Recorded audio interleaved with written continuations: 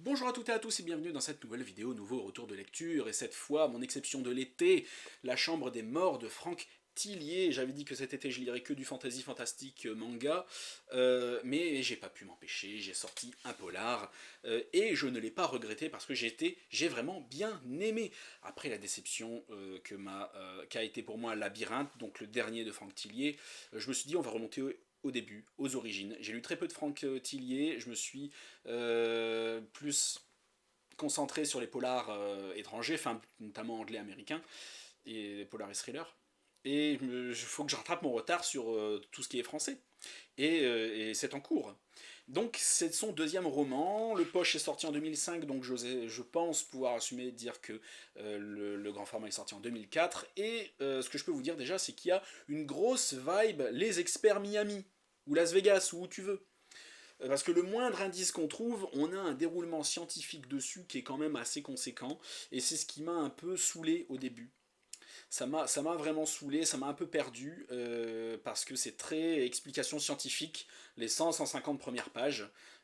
En plus du fait en fait que ça se passe dans ma région, dans un coin que je connais vraiment assez bien, donc en fait toutes les descriptions de ce coin je les connais, donc en fait je suis un peu passé par-dessus, plus les explications scientifiques qui étaient trop.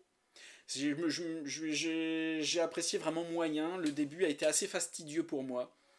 Et après voilà, ça ne tient qu'à moi. Si vous n'êtes pas du nord de la France, vous allez découvrir ce coin-là, notamment entre Lens et Dunkerque. Vous allez découvrir à quoi ressemble ce coin du pays. Moi, je le connais, donc ça m'a un peu. Et sinon, voilà, les explications scientifiques, j'aime bien avoir des explications sur les choses, mais quand c'est trop, c'est trop. Quand c'est trop picot. Et là, c'était trop picot, vraiment. Mais après, une fois quasiment tous les indices passés en revue, on entre vraiment dans les recherches, dans la psychologie du meurtrier, et ils s'aperçoivent de ce que fait vraiment le meurtrier. Son art, alors pour pas vous spoiler, comment dire, c'est un mélange, je sais pas si on peut appeler ça un art, c'est lié à la médecine aussi, à la science. Si je vous dis ce que c'est vraiment un gros spoil. Mais je vais éviter, débrouillez-vous avec ça. Mais c'était vraiment bien, on commence en bas, et en fait, ça va vraiment crescendo. Et plus ça va, plus c'est glauque, plus on en découvre sur la psychologie du meurtrier qui est vraiment immonde. On découvre que c'est vraiment un monstre. Son art est également tout aussi monstrueux. On découvre ce qu'il advient de ses victimes. Et Dieu sait que je les plains. Et je pense que Cassandra, de mes lectures de l'horreur, si tu regardes cette vidéo, ce livre va sûrement te plaire. Parce que non seulement ça se passe dans le coin que tu habites, je veux dire littéralement, mais en plus, c'est vraiment extrêmement glauque. La psychologie du meurtrier est vraiment monstrueuse. Les victimes en chient, mais pas qu'à moitié. Et je pense vraiment que ça va te plaire. Le style d'écriture de Franck Tillier, il est vraiment ce qu'il est. Et voilà, il n'est pas célèbre pour rien, le petit Francky, donc ça se lit vraiment tout seul.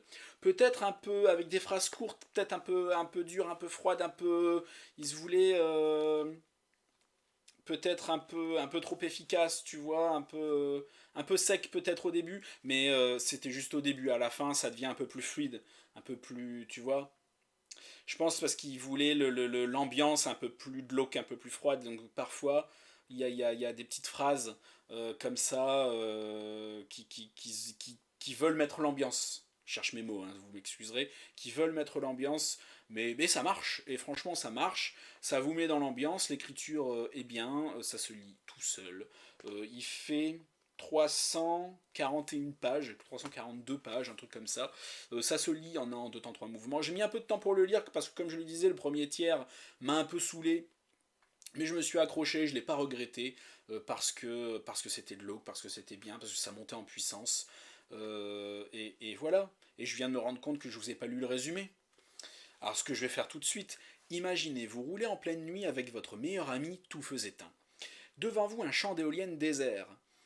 Soudain le choc d'une violence inouïe. Un corps gît près de votre véhicule. À ses côtés, un sac de sport. Dedans, 2 millions d'euros. Que feriez-vous? Vigo et Sylvain, eux, ont choisi. Ce qu'il y a d'original aussi, c'est que c'est pas un polar, c'est pas un thriller, c'est les deux. C'est les deux littéralement, parce qu'on suit à la fois les enquêteurs, donc la police, et on suit à la fois les méchants. Donc quand on suit que les gentils, c'est un polar, quand on suit que le méchant, c'est un thriller, ben là c'est un beau mélange des deux, parce qu'un chapitre sur deux, un coup c'est l'un, un coup c'est l'autre. Donc on suit Lucy Enbel, qui est vraiment un brigadier, qui ne fait pas d'enquête policière d'habitude, mais là elle réussit à s'imposer et à faire cette enquête. À réussir à convaincre ses chefs en mode allez, vas-y Enbel, viens avec nous, t'as l'air de te prendre ça à cœur, en plus t'as bien aidé, allez, viens, vas-y. Et à mon avis, ils ont dû se remercier eux-mêmes d'avoir pris cette décision parce que, heureusement qu'elle était là, parce que sans elle, ils n'y seraient pas arrivés. Et l'évolution de Lucie était vraiment intéressant. On en apprend un peu plus aussi sur elle, mais pas trop. Vraiment sur sa façon de penser, sur sa fascination des choses glauques. On en apprend un peu sur sa vie, mais pas trop. On sent que dans la suite, il y a encore de quoi apprendre sur elle et de quoi développer le personnage. Là, on en a appris sur elle, mais juste ce qu'il y avait par rapport à l'enquête pour qu'elle puisse avancer. Donc sa fascination du glauque. Sa fascination voilà, du glauque, de tout ce qui est gore et compagnie. Elle lit des polars, des thrillers, des trucs scientifiques, des trucs macabres et tout. Elle adore ça. Et donc, heureusement, parce que ça l'a bien aidé. Et que dire, voilà, donc il n'y a pas trop de suspense, c'est pas le genre de polar où vous pouvez deviner le coupable, c'est le genre de polar où si vous aimez le gore, laissez-vous baigner dedans parce qu'il y en a, et laissez-vous porter par l'ambiance. Et on peut deviner deux trois trucs, j'ai deviné les trucs qu'on pouvait deviner un peu à l'avance, donc ça m'a pas surpris, les plot twists ne m'ont pas tellement surpris parce que je les ai un peu devinés. En même temps, c'était assez évident et il nous le dit assez vite. Il n'y a pas de suspense du oh mon dieu, le coupable c'est lui, non. C'est putain, leur pratique est monstrueuse. Est-ce qu'ils vont réussir à se faire choper? Est-ce qu'ils vont réussir à les choper? C'est ça, et est-ce qu'ils vont s'en sortir? Est-ce que Lucie va s'en sortir? Est-ce que. Voilà. C'est genre d'histoire comme ça. Et quand c'est bien fait, Dieu que c'est bon. Et là, c'était vraiment bon. Donc je sais pas quoi vous dire de plus. Vous pouvez le lire. C'est testé, approuvé et validé par la Lister. Voilà. C'est de l'eau que c'est gore. Spoiler alerte si vous aimez pas voir des enfants, des femmes enceintes, et des adultes se faire maltraiter. Et des animaux aussi, beaucoup d'animaux. Donc trigger warning là-dessus. Euh, Maltraitance animale, glauque, gore, enfants, adultes, tout ce qui est vivant se fait maltraiter, se fait. Voilà.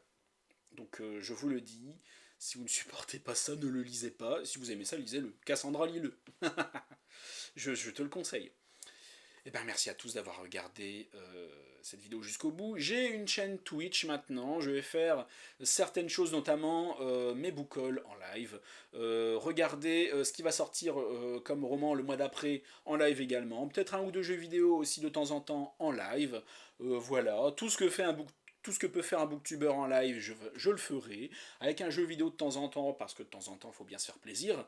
Et voilà, donc Alistair Live, c'est le nom de ma chaîne Twitch, lien dans la description.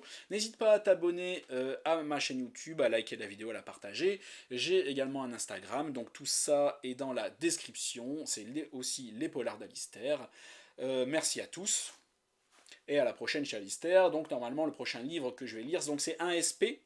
Et ensuite, Gonelore de Pierre Grimbert, le dernier fantasy de l'été. Après, je reprends les choses sérieuses. À la prochaine chez Alistair.